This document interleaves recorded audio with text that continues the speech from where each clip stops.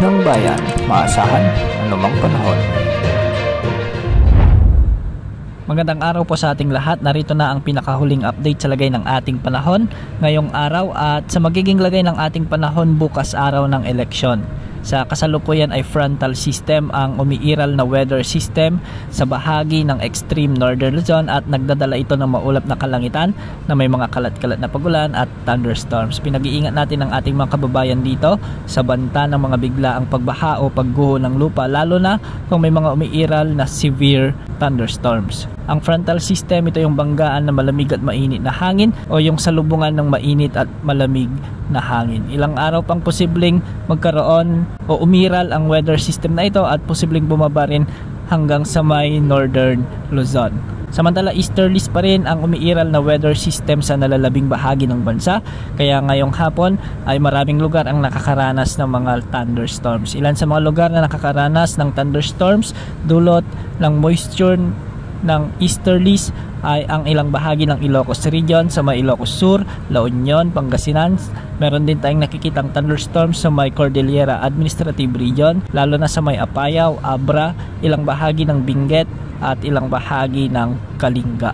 Samantalang sa Central Luzon, Bicol Region, Calabarzon at Metro Manila at kasama na rin ang Mimaropa ay may mga kalat-kalat ding thunderstorms at posible ang banta ng mga biglang pagbaha o pagguho ng lupa, lalo na kung may mga umiiral na severe thunderstorms. Para naman sa Visayas, may mga nakikita rin tayong kalat-kalat na thunderstorms sa may Negros Island Region, ilang bahagi ng Western Visayas at may mga kalat-kalat ding pagulan sa may Central at Eastern Visayas.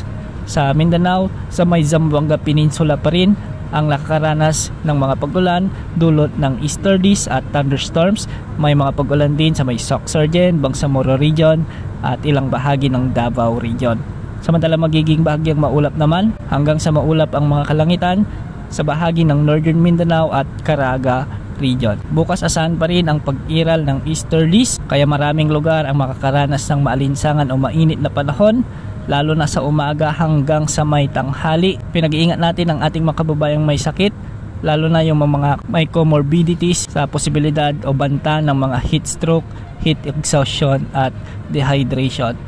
Magbaon po tayo ng payong at panangga sa init kung tayo ay pumipila sa may botohan bukas. Samantala wala pa rin tayong namomonitor na bagyo o LPA na posibleng makaapekto sa ating kapuluan sa susunod na 3 hanggang 5 araw. Ngunit base naman sa ating nakikitang outlook mula sa GFS model ay posibleng magkaroon ng bagyo sa susunod na linggo at posible itong lumapit sa may Eastern Mindanao, posible rin sa may Eastern Visayas at diretsoy nito o dadaanan ang mga lugar sa may Bicol Region, ilang bahagi ng Calabarzon, Metro Manila at Mimaropa. Malayo pa at matagal pa, posible pa ang maraming pagbabago ukol sa nakikita nating potensyal na bagyong ito. Yan ang update sa lagay ng panahon. Ito po ang weather update ng bayan, maaasahan anumang panahon.